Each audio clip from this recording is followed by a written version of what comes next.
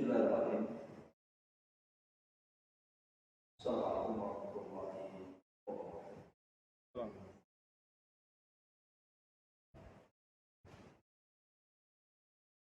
Alhamdulillah wassalatu wassalamu ala Rasulillah wa ala alihi wa sahbihi wa mawala wa la hawla wa la quwwata illa billahil azim.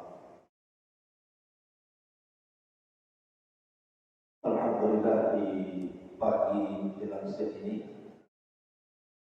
kita masih bisa duduk untuk bertolak ilmi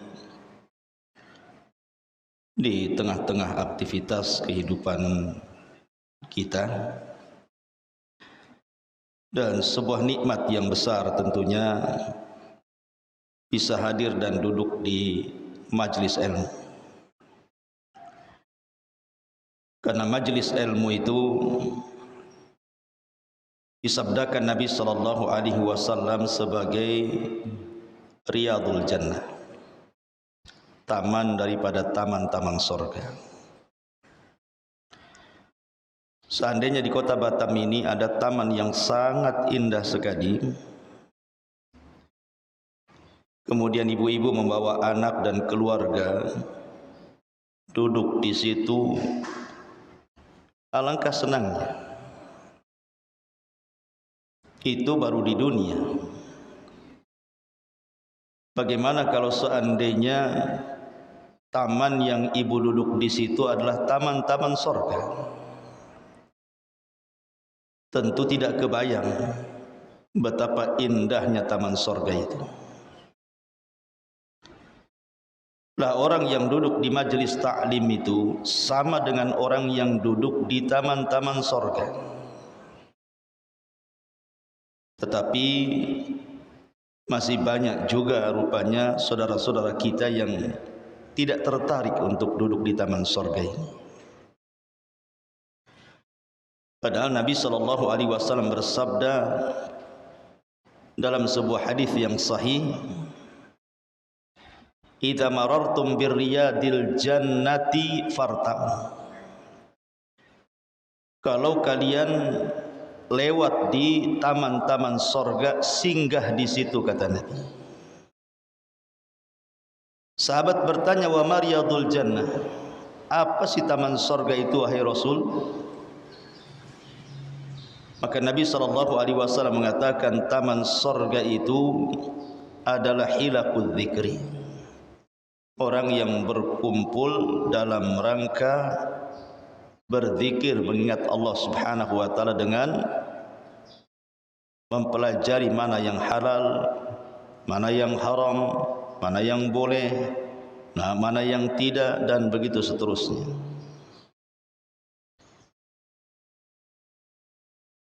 Dan Allah Subhanahu wa taala mengatakan, "Ala bi dzikrillah tatmainnul qulub." Ingatlah, dengan terus mengingat Allah itu tenang hati kita. Taib, salawat diiringi salam tahdiahkan kepada Rasul sallallahu alaihi wasallam, dan kita lanjutkan kajian kitab Tauhid, dan kita masuk pada bab ke-37, termasuk syirik, beramal kebaikan tapi tujuannya hanya untuk semata-mata dunia. Ma'asyiral muslimat yang dimuliakan Allah Subhanahu wa taala. Di sini ada dua dalil yang disebutkan oleh muallif rahimahullahu taala. Pertama, surah Hud ayat 15 sampai 16. Allah Subhanahu wa taala berfirman, "Man kana yuridul hayatad dunya wa zinataha nuwaffi ilaihim a'malahum fiha wa hum fiha la yubkhasun ulaika alladzina laysa lahum fil akhirati illa nar wa habita ma sana'u fiha wa batilum ma kanu ya'malun." Barang siapa yang menghendaki kehidupan dunia dan perhiasannya saja, niscaya kami berikan kepada mereka balasan pekerjaan mereka di dunia dengan sempurna, dan mereka di dunia tidak akan dirugikan sama sekali. Mereka itulah orang-orang yang tidak memperoleh di akhirat kecuali neraka, dan lenyaplah di akhirat itu apa yang telah mereka usahakan di dunia, serta sia-sialah apa yang telah mereka kerjakan. Perhatikan ayat ini. Allah Subhanahu wa taala menggambarkan tentang orang-orang yang menghabiskan dunianya hanya untuk dunia. Allah Subhanahu wa taala Rahim, Maha kasih sayang. Tetap saja Allah Subhanahu wa taala memberikan dari rizkinya kepada siapapun dari hamba-hambanya. Apakah hamba itu mukmin ataukah hamba itu kafir, tetap Allah Subhanahu wa taala anugerahkan rizki kepada mereka. Karena Allah Subhanahu wa taala yu'ti man yuhib wa ma la yuhib. Allah itu memberikan rizki dunia ini baik kepada orang yang dicintai Allah ataupun yang tidak dicintai Allah. Karena dunia di mata Allah Subhanahu wa taala itu tidak ada nilainya. Sebagaimana sabda Nabi sallallahu alaihi wasallam, "Lau kanatid dunya ta'dilu janaha ba'udah, ma saqa kafiran minha syurbata ma'in." Kalau seandainya dunia ini senilai dengan sayap seekor nyamuk, tentu tidak ada satu kafir pun yang akan diberikan minum walaupun setetes air. Jadi kalau seandainya dunia ini ada nilainya walaupun sebesar sayap nyamuk, anggaplah ada nilainya sebesar sayap nyamuk dunia ini. Maka kalau memang memiliki nilai walaupun kecil, tentu orang kafir tidak akan diberikan dunia sedikit pun. Satu tetes air pun tidak akan diberikan kepada mereka.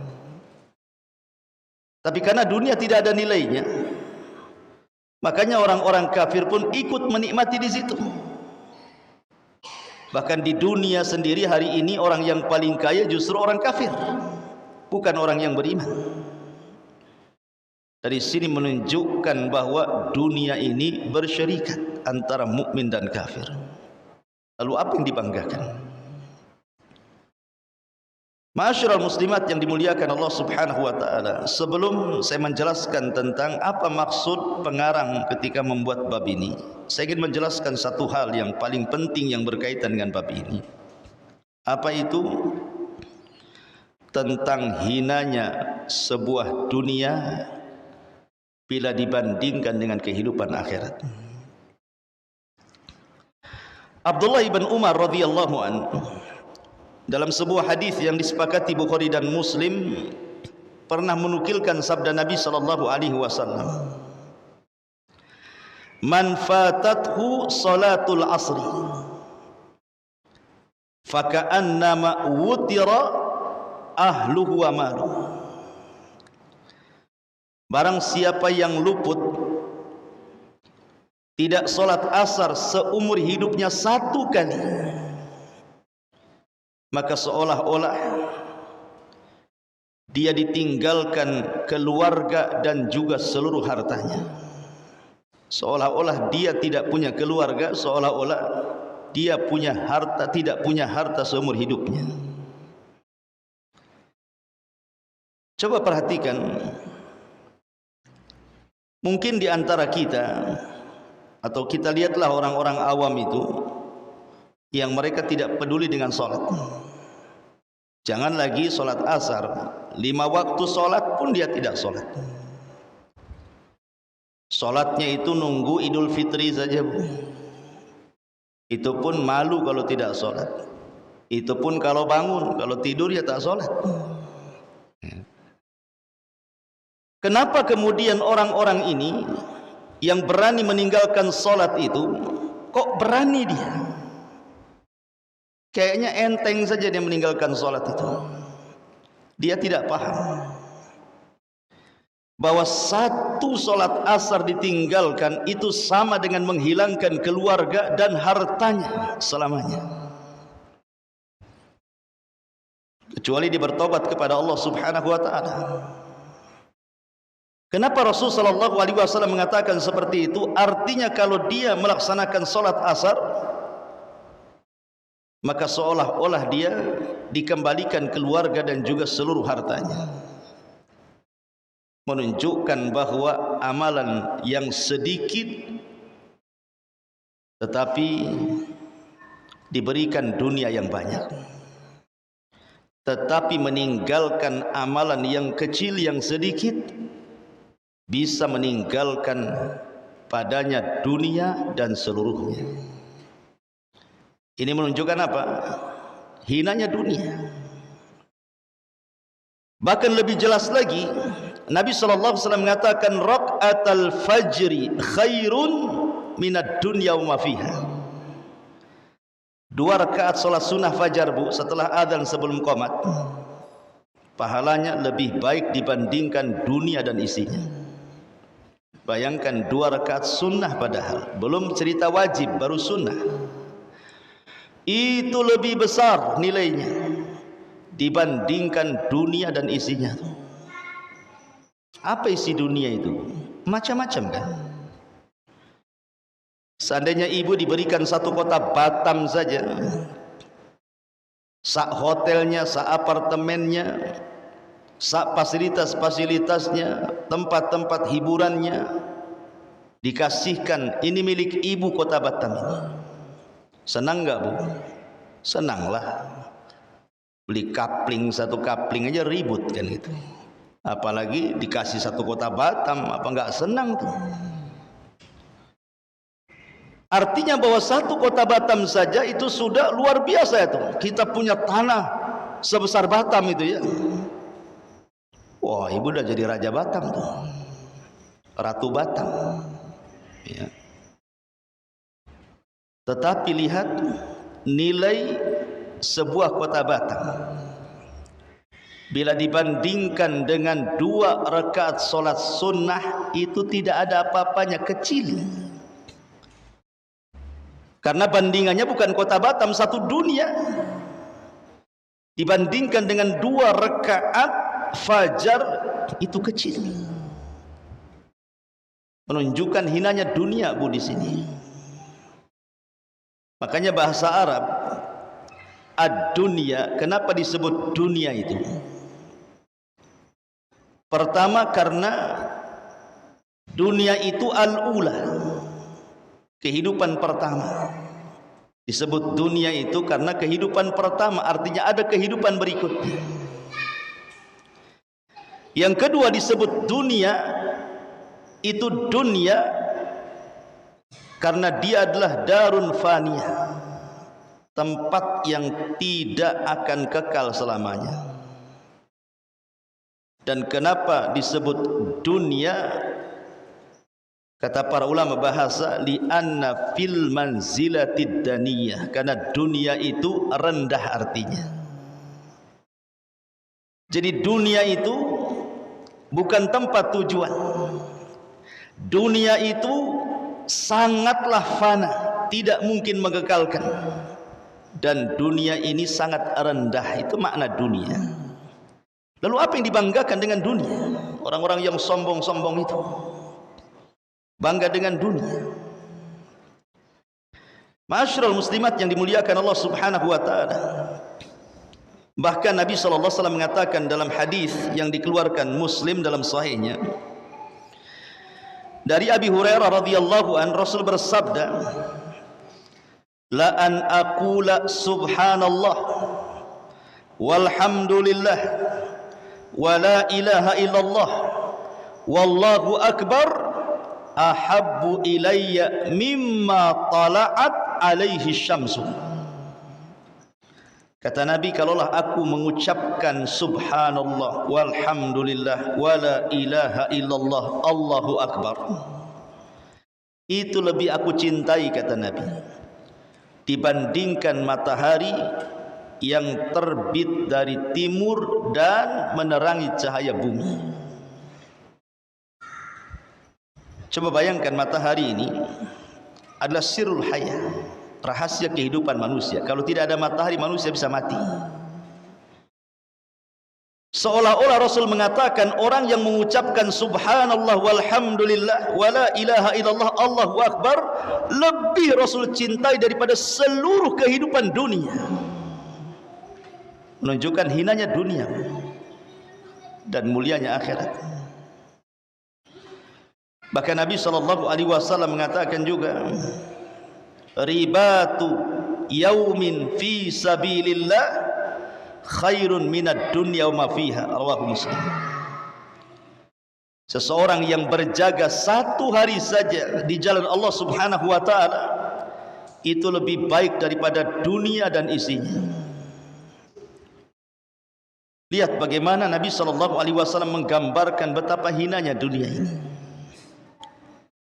Bahkan dalam hadis Jabir radhiyallahu an yang dikeluarkan Imam Muslim, suatu ketika Nabi SAW lewat di sebuah pasar. Tiba-tiba kemudian Nabi SAW mendapatkan bangkai kambing yang putus kedua telinganya. Bangkai kambing mati, putus dua telinganya itu. Kemudian Nabi SAW, karena di situ banyak para sahabat, kata Rasul, ayyukum yuhibbu anna hadza lahu bidirhamin. Kata Rasul, siapa di antara kalian yang mau membeli bangkai kambing yang rusak telinganya ini? Enggak mahal-mahal, 1 dirham saja, kata Nabi. Faqalu, maka para sahabat mengatakan, ma nuhibbu annahu lana bi syai'in wa ma nasna'u bihi. Kata para sahabat Rasul, kami tidak suka dengan bangkai kambing. Kalaupun dia hidup, untuk apa, katanya. Walaupun 1 dirham sekalipun kami tidak mau membelinya. Maka Nabi SAW mengatakan, wallahi demi Allah, la dunya ahwan 'ala Allah min hadza 'alaikum. Kata Nabi SAW, demi Allah, dunia jauh lebih hina dibandingkan bangkai ini untuk kalian. Lihat betapa hinanya di pandangan Nabi SAW dunia ini. Apalagi kalau seandainya dibandingkan dengan sorga, makin gak ada apa-apanya dunia itu. Makanya Rasul mengatakan, inna maudi as-sauti fil jannati khairun minad dunya wa ma fiha. Tempat semetiknya, Bu, tempat semetiknya di sorga itu masih lebih baik dibandingkan dunia dan isinya. Baru tempatnya itu, 1 cemeti saja, 1 cambuk, itu lebih baik dibandingkan dunia dan isinya. Kenapa kok dunia ini sehina ini gitu ya di mata Rasul SAW dan juga para sahabat? Karena Rasul SAW mengatakan dalam sebuah hadis yang dihasankan oleh Syekh Nasiruddin Al-Albani rahimahullahu taala, inna dunya mal'unun, inna dunya mal'unatun, mal'unun ma fiha illa dzikrullah wa mawalah, illa dzikrullah wa mawalah wa alimun au muta'allimun, kata Rasul. Karena hakikat dunia itu dilaknat, dan juga dilaknat orang-orang yang hidup di atas dunia, kecuali orang-orang itu senantiasa mengingat Allah dan ibadah-ibadah yang sejenisnya, atau dia orang alim, atau dia orang yang mengajarkan ilmunya. Orang yang mengajarkan ilmu atau orang yang belajar ilmu. Dari sini maka kenapa kemudian dunia ini di mata bagi mukmin itu penjara? Sampai Rasul mengatakan ad-dunya sijnul mu'min wa jannatul kafir. Dunia ini penjara bagi orang yang beriman, surga bagi orang kafir. Karena dunia bagi orang yang beriman itu tidak menyenangkan. Dunia bagi orang yang beriman itu tidak menyenangkan. Tapi dunia bagi orang kafir itu menyenangkan. Walaupun dia hidup mewah, andailah seorang ibu ini kaya raya. Amin bu, kalau dibilang kaya tuh. Jadi tetap saja kan bu, sekaya apapun ibu, kalau ibu seorang mukmin masih tidak boleh meninggalkan sholat, masih tidak boleh meninggalkan puasa Ramadan, masih tetap harus zakat, masih tetap menyempurnakan syarat Islam dengan haji, masih tetap dianjurkan hadir di majelis ta'lim. Belum bebas. Ya. 5 waktu terhalang dengan sholat 5 waktu. Belum bebas. Ya, dunia itu penjara bagi orang yang beriman. Kalau ingin bebas bu, tidak ada sholat, tidak ada puasa, tidak ada zakat, tidak ada ibadah-ibadah yang lain, murni menikmati hidup saja, masuk surga bu. Surga itu kerjaannya makan, minum, melakukan hubungan suami istri, hura-hura, senang-senang, karena semua halal. Tapi selama belum masuk surga, jangan harap itu. Dunia ini masih penjara bagi kita.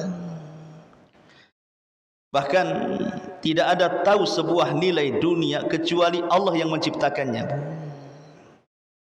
Tidak ada yang lebih tahu tentang nilai sebuah dunia kecuali zat yang menciptakan dunia. Siapa? Allah.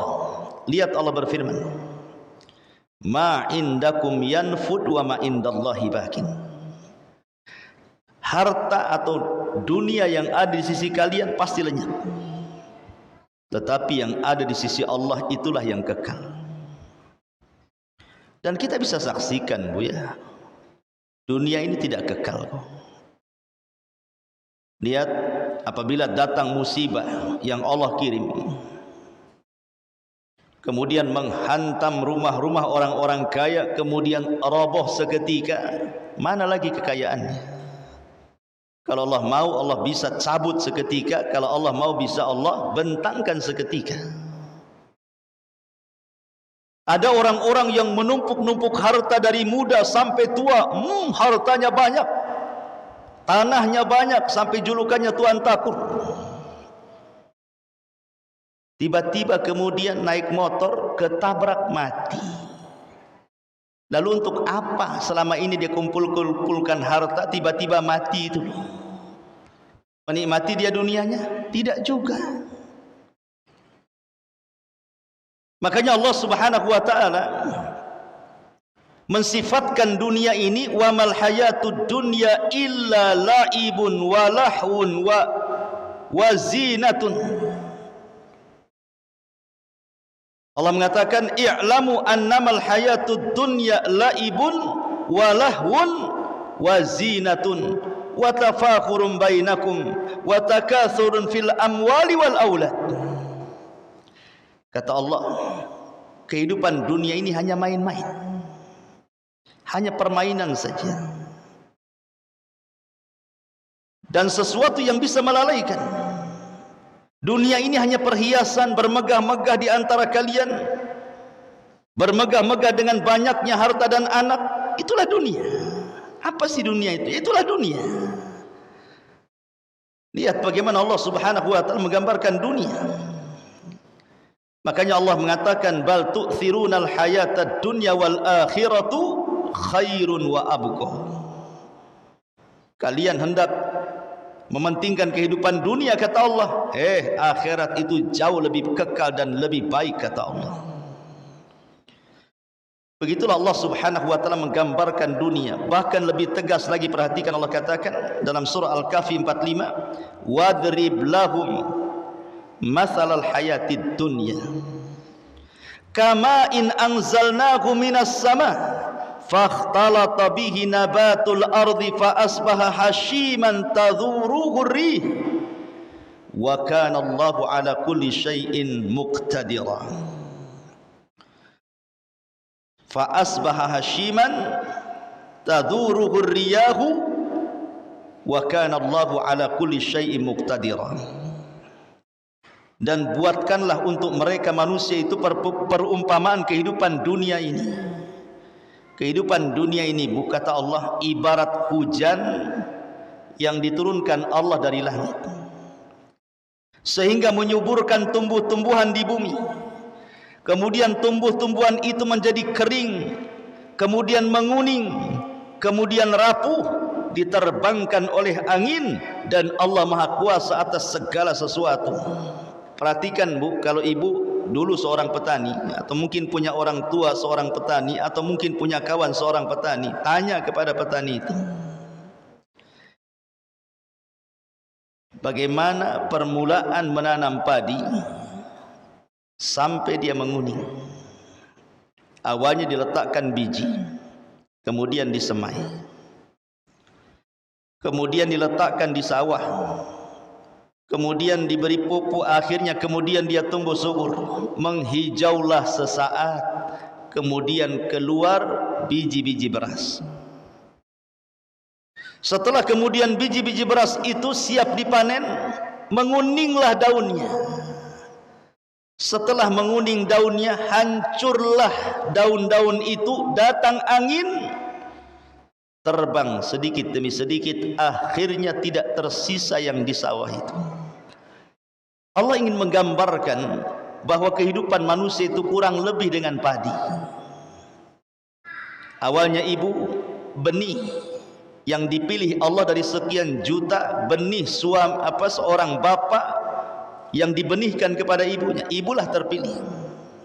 Jadi pula kemudian lahir ke dunia, masih kecil, perlu dirawat, sama dengan bayi. Kalau padi itu kan dirawat juga, dikasih pupuk, dikasih apa gitu. Sama, manusia pun dirawat kecil-kecil. Kemudian membesar, kemudian menjadi remaja, menjadi dewasa, menjadi tua, balik lagi kayak anak-anak Bu. Akal pun hilang, nyusahkan orang. Kemudian inna lillahi wa inna ilaihi rajiun.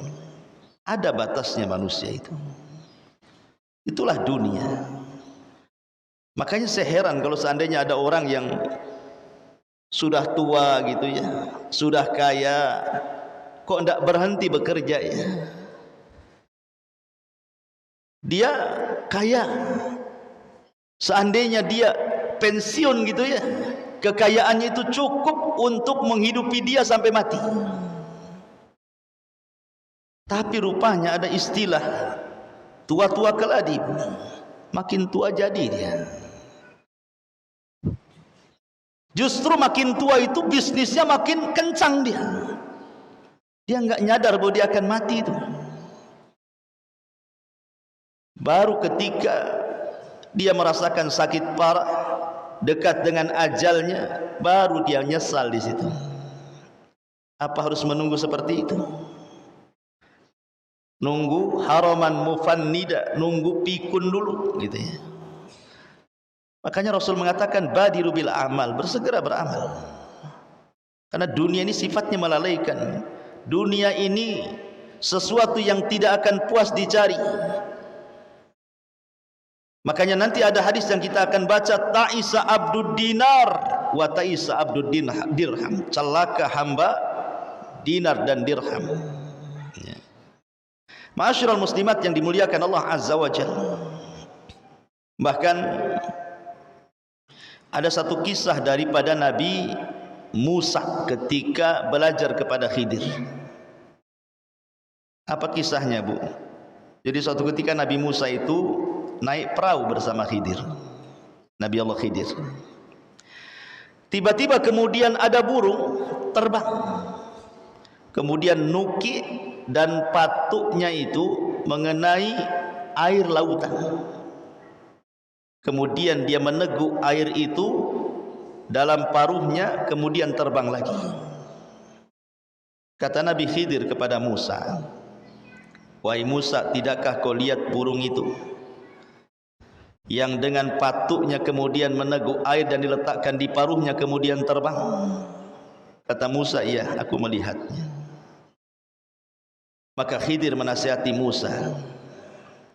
Kata Khidir, ma naqasa ilmi wa ilmuka ya Musa min ilmillah illa mithlu ma naqasa hadal usfuru minal bahri. Musa, seandainya pengetahuan yang aku ketahui dan pengetahuan yang Allah ajarkan kepada kamu itu hanya seperti burung usfur yang meneguk air kemudian diletakkan di paruhnya kemudian terbang. Air yang di paruh burung itulah ilmu yang diperebutkan manusia di dunia ini, sementara ilmu Allah itu luas, seluas-luasnya ibarat lautan. Dengan ibarat begini, lihat bagaimana ilmu yang diberikan kepada manusia di dunia itu hanya setetes saja, Bu, dibandingkan ilmu Allah yang sebentang lautan itu. Tapi dengan setetes itulah jadilah orang dokter dengan kecerdasannya, jadilah dia insinyur dengan kecerdasannya, jadilah dia profesor, jadilah dia penemu, jadilah dia orang cerdas, jadi ulama, jadi peneliti. Lihat, menunjukkan apa? Sedikit yang Allah berikan kepada kita itu dan luas yang Allah miliki. Makanya Nabi SAW bersabda dalam sebuah hadis yang dikeluarkan Imam Muslim, mad dunya fil akhirati illa mithlu ma yaj'alu ahadukum usbu'ahu fil yammi falyanzur bima yarji. Kata Rasul, permisalan dunia dibandingkan dengan akhirat itu sama dengan orang yang meletakkan jari di lautan.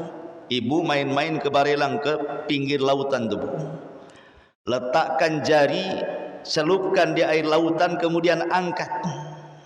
Pasti di ujung jari itu kan ada air yang menetes. Kata Rasul, permisalan dunia dengan akhirat itu sama dengan salah seorang di antara kalian menyelupkan telunjuknya ke lautan, kemudian lihat apa yang terjadi. Cuman satu tetes saja. Itulah yang diperebutkan manusia, satu tetes itu. Ya. Artinya bahwa apa yang di sisi Allah itu jauh lebih kekal dan lebih baik. Allah mengingatkan itu, jangan terlena dengan kehidupan dunia. Saya akan contohkan beberapa kisah biar menarik, Bu, ya. Abu Bakar Siddiq radhiyallahu anhu ketika menjadi khalifah pertama setelah meninggalnya Rasul, dia banyak membebaskan negeri-negeri sampai ke negeri Romawi dan juga Persia. Walaupun tidak dikuasai seutuhnya, tapi sudah sampai ke sana. Artinya banyak ghanimah, harta rampasan perang, kemudian harta melimpah, luar biasa. Tetapi ketika Abu Bakar meninggal dunia, apa kata Aisyah radhiyallahu anha? Mata Abu Bakr fama taraka dinaran wala dirhaman wa kana qad akhadha qabla dhalika malahu fa alqahu fi baitil mal. Subhanallah, kata Aisyah, ketika Abu Bakar meninggal dunia, Abu Bakar tidak meninggalkan satu dinar ataupun dirham pun dalam kantongnya. Karena sebelum dia meninggal, kekayaannya semua sudah dititipkan di Baitul Mal. Begitulah Abu Bakar meninggal tidak membawa satu dinar dan dirham sekalipun, karena tahu bahwa dunia ini tidak ada nilainya di mata Abu Bakar,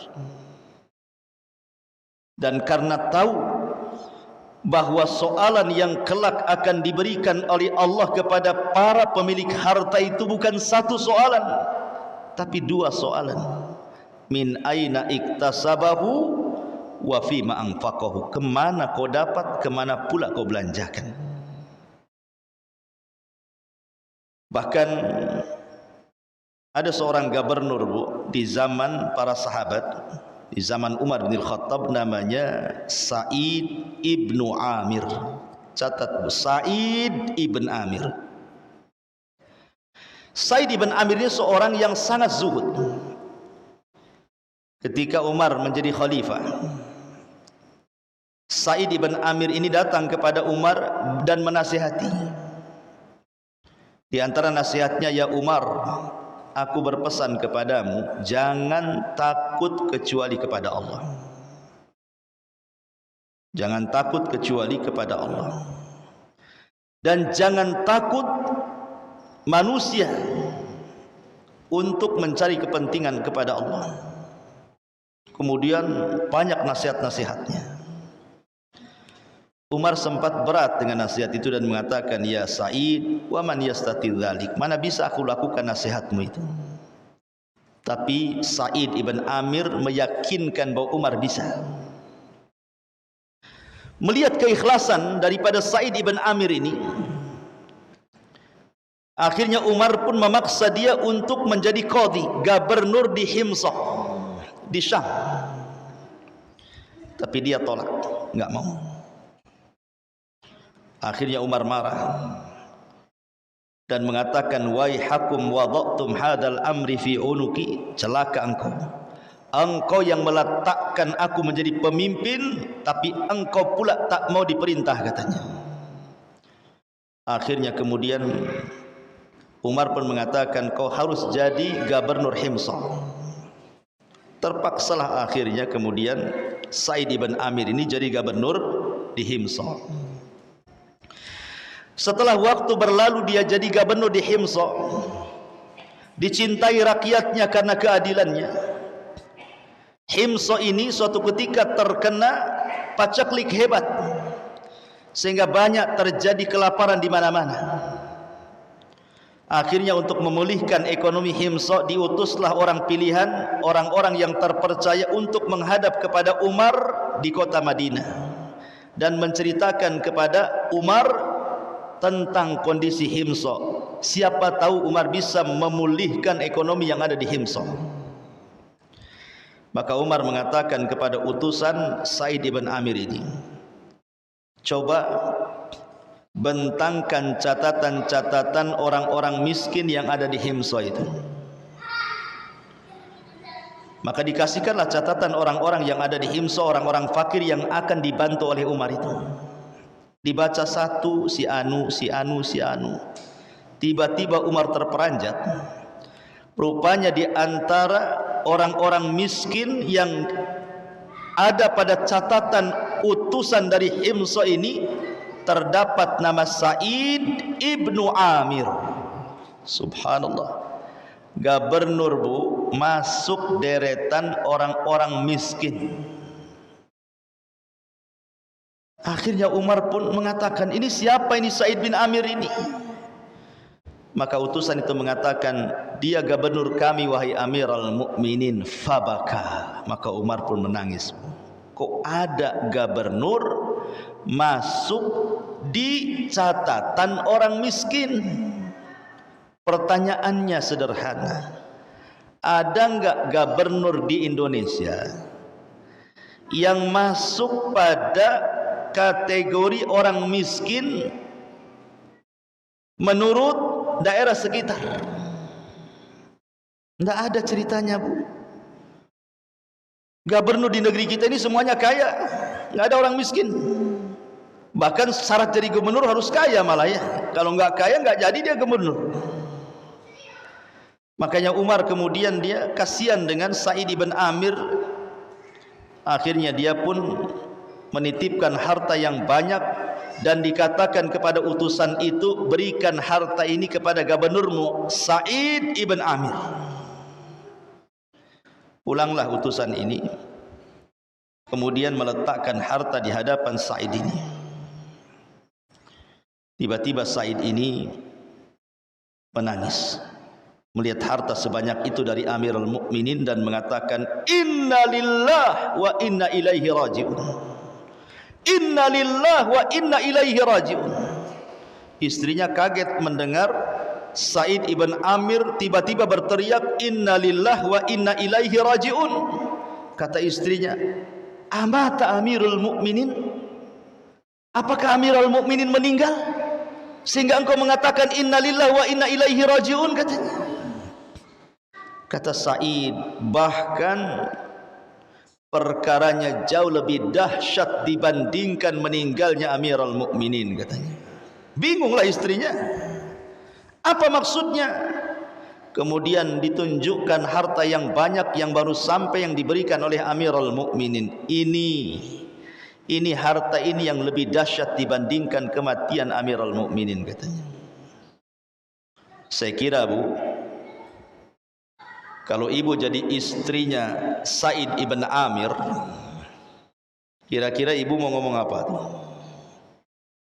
Pasti ibu mengatakan, alhamdulillah, sujud syukur. Wah, kebetulan nih kulkas belum kebeli, cicilan belum lunas, gitu ya. Rumah pula belum direnov. Itu ibu tuh kalau di posisi istrinya Sa'id ibn Amir. Tetapi istrinya Sa'id ibn Amir mengatakan kepada suaminya, kalau begitu takhallas minha, kalau engkau tidak mau dari harta hadiah dari Amirul Mukminin Umar bin Khattab, kalau begitu lepaskan dirimu dari harta itu. Lihat saran istrinya.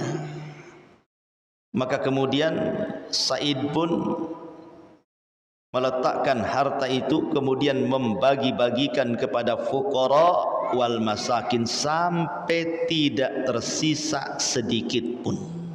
Lihat, begitulah takutnya akan dunia para sahabat. Ini yang laki-laki, Bu, ya. Saya cerita yang perempuan lah. Ibu kenal Ummu Sulaim, Bu? Radhiyallahu an. Kenal, Bu, ya? Kenalan di mana, Bu? Ummu Sulaim ini radhiyallahu anha ketika menjanda karena Nadhr ibn Malik ibn Nadhr, suaminya kafir, kemudian meninggalkan Ummu Sulaim, kemudian mati di perjalanan menuju Syam. Adalah seorang duda kaya raya. Duda ini kaya raya, ganteng pula dia, dihormati pula kaumnya, dan memiliki keperkasaan yang luar biasa. Siapa? Abu Talha radhiyallahu anhu. Yang disabdakan Rasul, jeritan satu kali Abu Talha dalam peperangan lebih baik daripada 100 penunggang kuda. Keberaniannya Abu Talha. Sudah pemberani, kemudian ganteng, kemudian kaya, dihormati. Kira-kira kalau melamar ibu, Bu, ditolak nggak orang kayak gini, Bu? Enggak lah, yang jelek saja diterima, yang penting kaya. Makin ganteng pula dia, makin iya kan, begitu jawabannya. Tapi Ummu Sulaim ini menolak mentah-mentah tuh. Ditolak lamarannya. Padahal wanita-wanita di zaman itu kepengen dilamar oleh Abu Talha. Ditolak. Padahal Ummu Sulaim ini hidupnya susah setelah meninggalnya suaminya tuh. Apa yang menjadikan Ummu Sulaim menolak lamaran Abu Talha tuh, yang ganteng, yang kaya, yang terhormat itu? Rupanya cuma satu alasannya, Bu. Karena Abu Talha kafir, itu saja. Coba dia muslim, mau dia? Ya. Itu yang menyebabkan Ummu Sulaim tak mau menerima lamaran siapa? Lamarannya Abu Talha. Makanya dia mengatakan kepada Abu Talha, tidak layak wanita-wanita menolak lamaranmu, hai Abu Talha. Akan tetapi aku tolak karena engkau seorang kafir penyembah berhala. Akhirnya Abu Talha pun belakangan masuk Islam demi mendapatkan Ummu Sulaim. Akhirnya menikah Ummu Sulaim dengan Abu Talha.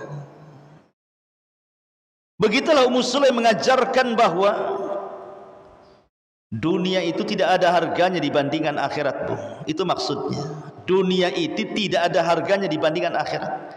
Sekaya apapun engkau wahai Abu Talha, seganteng apapun engkau wahai Abu Talha, sehebat apapun engkau Abu Talha, semulia apapun di tengah-tengah kaum wahai Abu Talha, kalau engkau kafir, sorry, maaf, pergi kau dari sini. Ini menunjukkan sikap bahwa akhirat jauh lebih kekal dibandingkan dunia. Tapi sayang wanita-wanita di zaman sekarang kebalikan daripada Ummu Sulaim. Kebalikan dari Ummu Sulaim, Bu, ya. Agama itu tidak pernah dilihat dia. Yang penting kaya, yang penting ganteng. Pindah agama pun siap gerak. Modelnya gitu. Zaman sekarang, Bu, ya. Ya, naudzubillah. Makanya dulu saya ceritakan, Bu, saya punya tetangga. Tetangga ini wanita muslimah, Bu. Kemudian menikah dengan laki-laki kaya, tapi Nasrani. Dia enggak peduli dengan agama, nikahlah dia dengan suaminya yang beragama Nasrani itu. Kemudian punya anak, dipaksa murtad dia. Gara-gara suaminya tuh. Lamalah berumah tangga. Tiba-tiba suaminya selingkuh, Bu. Selingkuhnya pula sama wanita muslimah. Kemudian mau nikah dengan dia, tapi wanita muslimah ini mengatakan, saya tidak mau menikah dengan kamu sampai kau jadi mu'alaf, katanya. Akhirnya nikah dia dengan wanita muslimah ini, kemudian menjadi mu'alaf. Dengar nikah, minta cerai istri pertamanya. Ketika cerai dengan suaminya, istri pertamanya yang dulunya seorang muslimah masuk Nasrani gara-gara suaminya, makin gila Nasraninya. Dia enggak mau kembali ke Islam. Yang suaminya pula setelah menikah dengan wanita muslimah jadi baik pula dia mu'alafnya. Ya Allah, memang dunia ini aneh-aneh ceritanya. Ya. Lihat bagaimana dia bisa mengorbankan agama hanya dunia yang hina ini, Bu. Karena dia tidak paham bahwa dunia ini sangat hina di mata Allah, di mata Rasulnya, dan di mata salafuna saleh. Satu lagi cerita, ya. Jadi ada seorang sahabat namanya Abdullah ibn Amr ibn As. Abdullah ibn Amr ibn As radhiyallahu anhu. Nabi SAW suatu ketika mengatakan kepada Amr ibn As ini untuk segera datang kepadanya, membawa senjatanya, membawa baju besinya, menghadap Rasul. Maka kemudian menghadaplah Amr bin As ini kepada Nabi SAW. Kata Nabi SAW, ya Amr, saya ingin mengutusmu menjadi pemimpin pasukan dalam Sariyah. Pasukan yang tidak dipimpin Nabi disebut Sariyah. Engkau akan diutus untuk menyerang Bani Fulan dan Fulan, dan saya pastikan kau akan menang, dan engkau akan mendapatkan harta rampasan perang yang begitu melimpah. Pergi wahai Amr. Kata Amr bin As mengatakan kepada Rasul, aku ini masuk Islam bukan karena mencari harta dunia, tidak. Tetapi aku masuk Islam itu betul-betul ingin beragama Islam dan tidak mau pisah darimu. Jadi ketika Rasul menceritakan akan mendapatkan harta rampasan perang itu, dia mengatakan, ya Rasul, bukan itu yang aku cari setelah aku masuk Islam. Aku hanya ingin dekat dengan kamu saja. Maka kemudian Rasul memuji Amr ibn As dan mengatakan, ya Amr, ni'mal malus salihu li rajulin salih. Wahai Amr, sebaik-baik harta itu adalah harta yang dipegang orang soleh. Sebaik-baik harta apabila dipegang orang soleh. Seburuk-buruk harta apabila dipegang orang jahat. Jadi kesimpulannya tadi Bu, yang kita ceritakan dari awal sampai akhir, bahwa harta itu sesuatu yang hina dibandingkan dengan akhirat. Lalu apa yang mau dibanggakan dengan harta? Apalagi sampai menyombongkan dengan harta. Qarun, manusia yang paling kaya, tidak ada manusia sekelas Qarun hari ini. Tetapi Allah katakan wa khasafna bihi wa bidarihil ardh, kami tenggelamkan Qarun seharta-hartanya.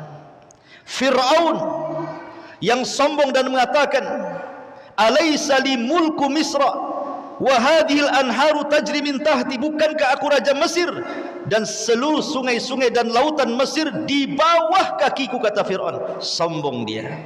Karena sombongnya Allah katakan wa aghraqna ala fir'auna wa antum tanzurun, kami tenggelamkan Fir'aun dan pasukannya dan kau bisa melihatnya. Namrud, siapa yang tidak kenal Namrud? Raja yang paling kaya, sombong, ngaku Tuhan. Kemudian Allah utus seekor nyamuk masuk di hidungnya, bersarang di kepalanya 40 tahun. Kemudian dia disuruh pembantunya untuk memukul-mukul setiap hari dengan sendalnya kepalanya. Akhirnya setelah 40 tahun mati gara-gara seekor nyamuk. Al-Walid ibn Mughirah, orang yang dibentangkan kekayaannya di zaman Rasul, tetapi dia menghina Rasul dan mengatakan Quran itu ucapan manusia, Quran itu adalah wahyu impor dari luar sana, bukan ucapan Allah. Maka Allah katakan dalam surah Al-Mudaththir kepada Al-Walid ibn Mughirah, sa'uslihi saqar, kami akan masukkan si Walid ke neraka Saqar. Siapa lagi?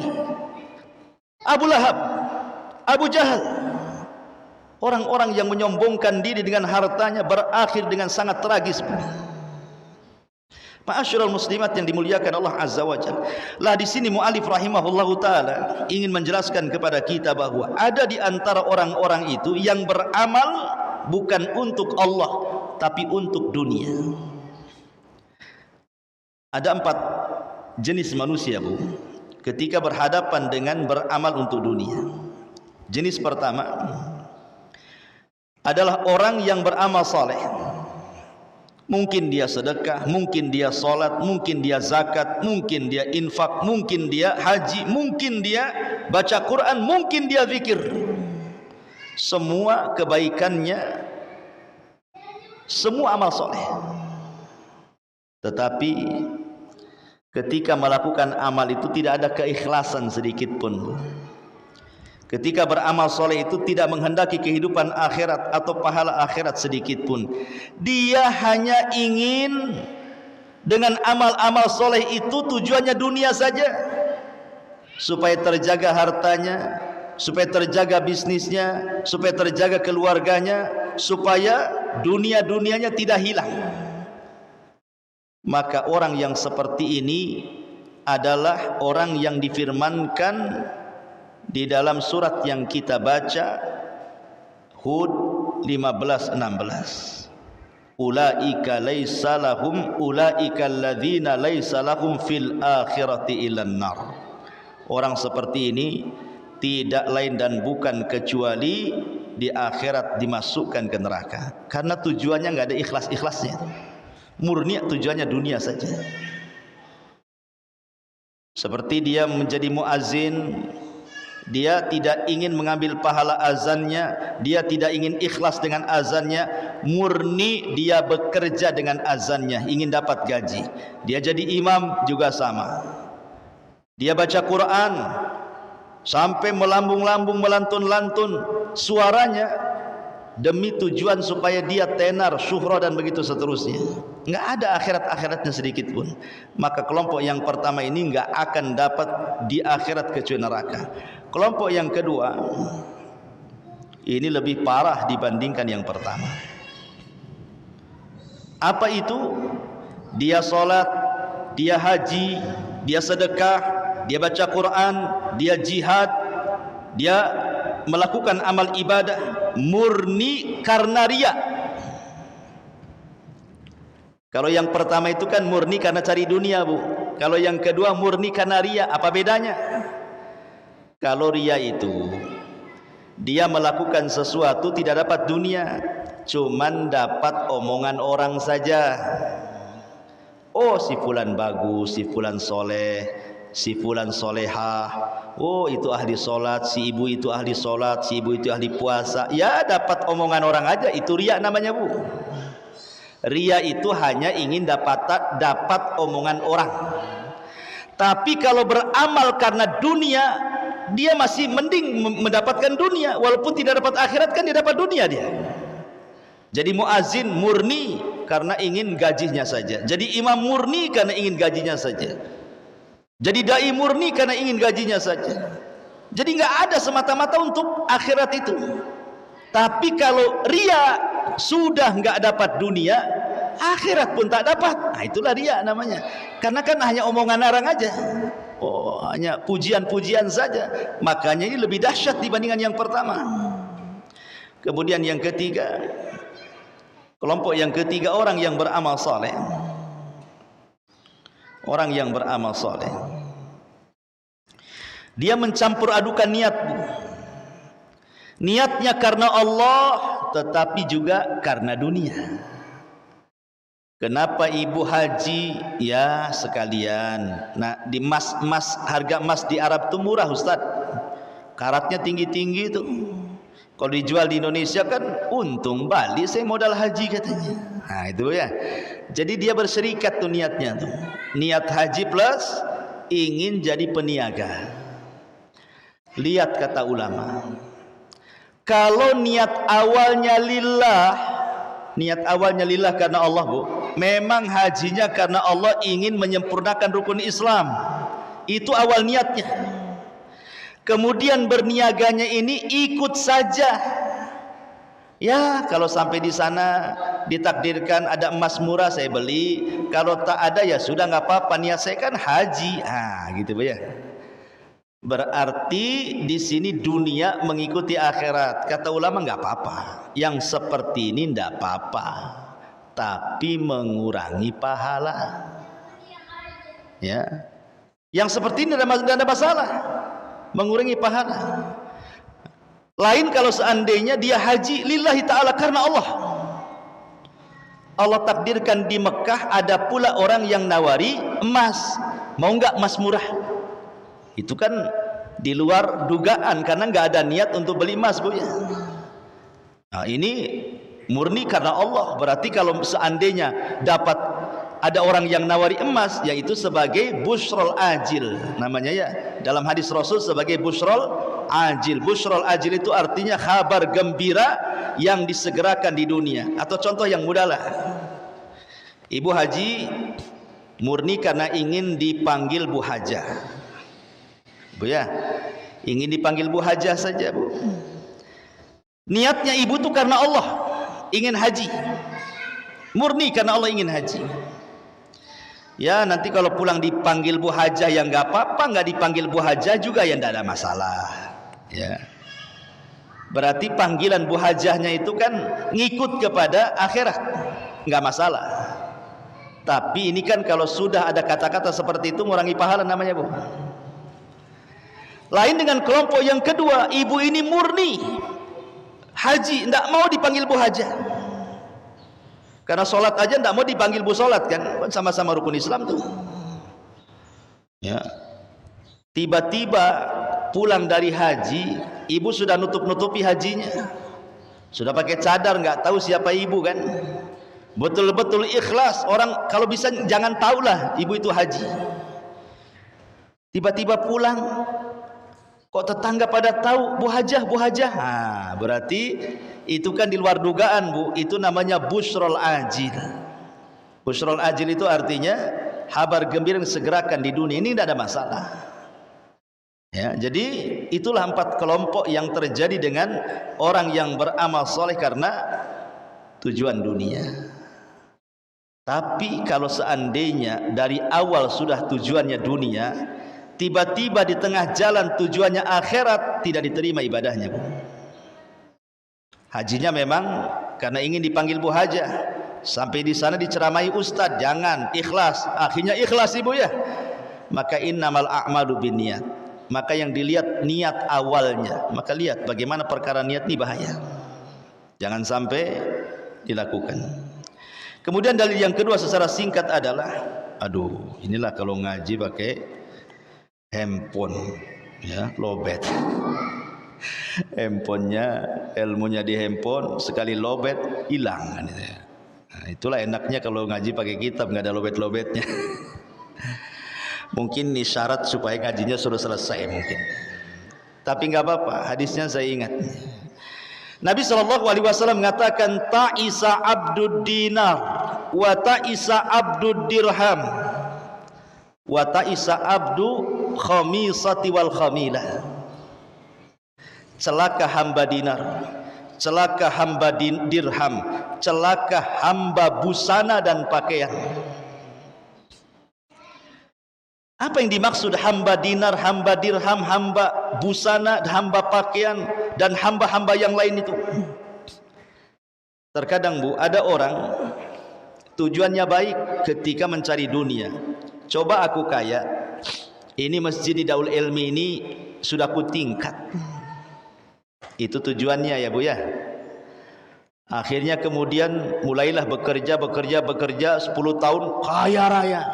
Lupa tuh dengan masjid Daul Ilmi itu. Niatnya menguasai harta, sudah punya harta, harta pula menguasai dia. Itu disebut abdu dinar namanya. Harta yang menguasai dia. Ataupun contoh abdu al-khamisah, hamba pakaian. Kalau ibu kemudian sehari-hari dari pagi sampai malam, dari malam sampai pagi, dari pagi sampai malam lagi, dan begitu seterusnya, yang diingat pakaian yang dilihat di Tokopedia. Ibu buka handphone, nampak ada model baru tuh pakaian tuh Bu.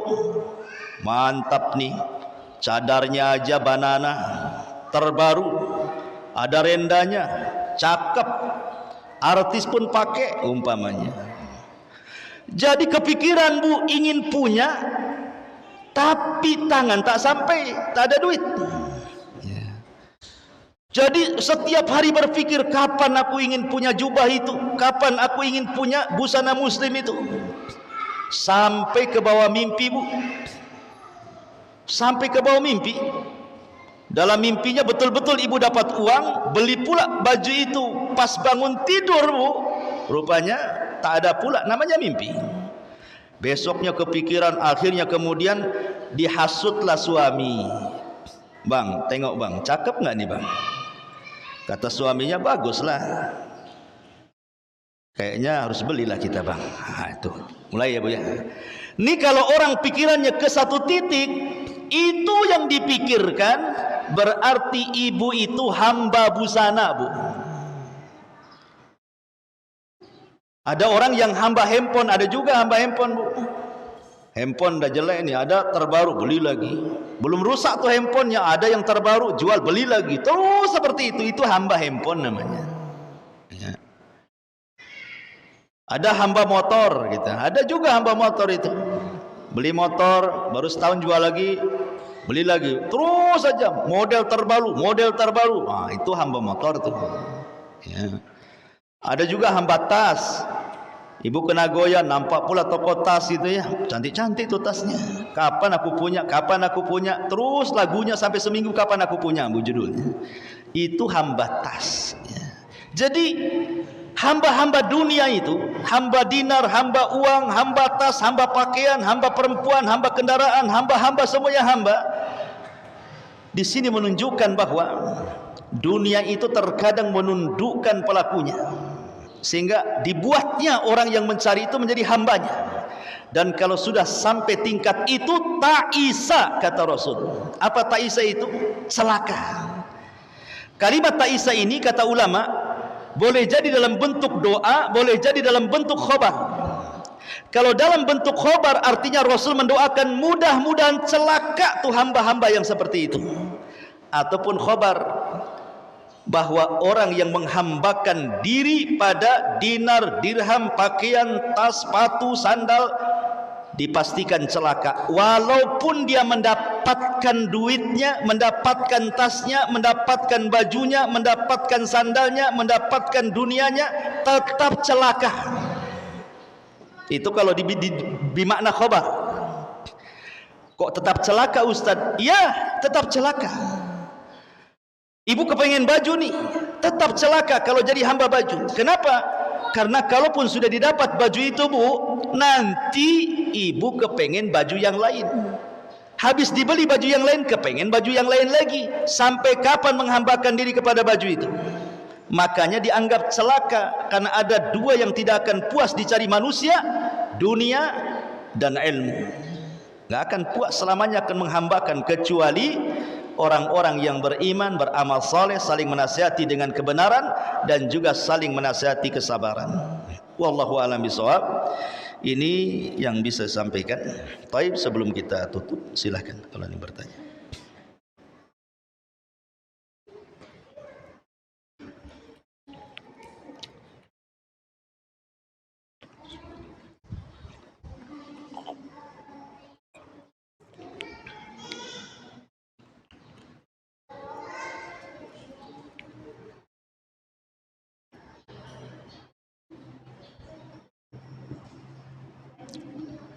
Ada?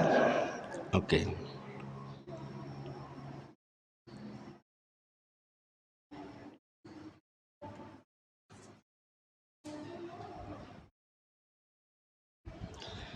Bagaimana caranya menjaga dan mendapatkan keuntungan dalam perniagaan sesuai tuntunan Islam? Apakah ada ketentuan proses, persentase atau syarat lainnya?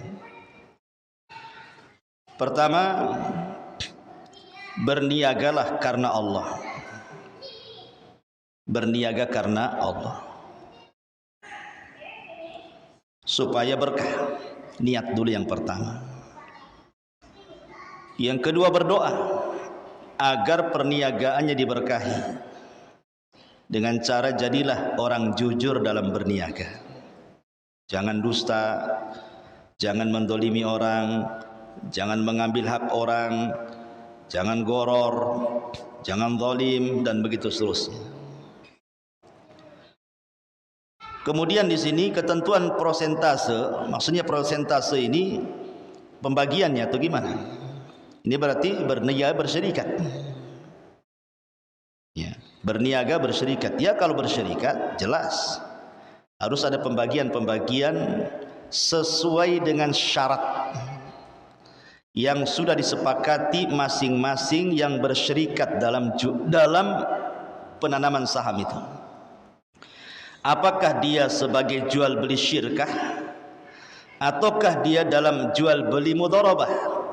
Syirkah itu sama-sama pakai modal. Kamu modal 50, aku modal 50. Mudharabah, kamu yang punya modal, aku yang memainkan modalmu. Itu mudharabah namanya. Ya, nanti kesepakatannya berapa? 40-50, 60-40, 50-50, 70-30, terserah. Ya. Tapi tidak boleh dipatok karena itu riba. Contoh, saya punya usaha, Bu, punya modal 100 juta, tanamkan di usaha saya. Tiap bulan ibu dapat 500 atau 1 juta. Riba itu namanya. Itu riba namanya, Bu ya. Tidak boleh dipatok dengan uang, tapi dipatok dengan persen. Karena namanya keuntungan setiap bulannya itu naik turun. Maka pakai persen lah. Saya kan dapat 60%. Terkadang 60% ini bisa banyak, bisa sedikit. Kalau untung ibu dapat sedikit, kalau rugi ibu dapat banyak. Jatuhnya seperti itu. Itu namanya untung buntung. Dengan istilah lain perjudian jadi jatuhnya. Namanya modal itu ya kalau rugi ya ditanggung bersama, ya untung ditanggung bersama. Kecuali kalau yang mengelola modalnya lalai. Ya, jualan nasi larinya ke sepatu, yang punya modal tak tahu. Nah, itu lain. Ibu membalikan duit kalau dia tak terima. Ya. Jadi syarat-syarat jual beli banyak ya. Jasa jual beli banyak sekali, dan ini dicantumkan di banyak kitab fikih namanya Kitabul Buyu. Ya, yang jelas Bu, jadilah pedagang yang jujur, jadilah pedagang yang amanah, banyak-banyak berdoa, ya. Tidak perlu berambisi dengan dunia, yang jelas jalankan saja, nanti Allah yang mengaturnya. Ya. Wallahu a'lam. Sudah Bu, ikan sepat ikan bagus, apa? Ikan sepat ikan gabus katanya, lupa saya. Makin cepat makin bagus. Cepat balik Bu ya. Subhanakallah bihamdika, asyhadu an la ilaha illa anta astaghfiruka wa atubu ilaik. Allahu ta'ala alam. Assalamualaikum warahmatullahi wabarakatuh.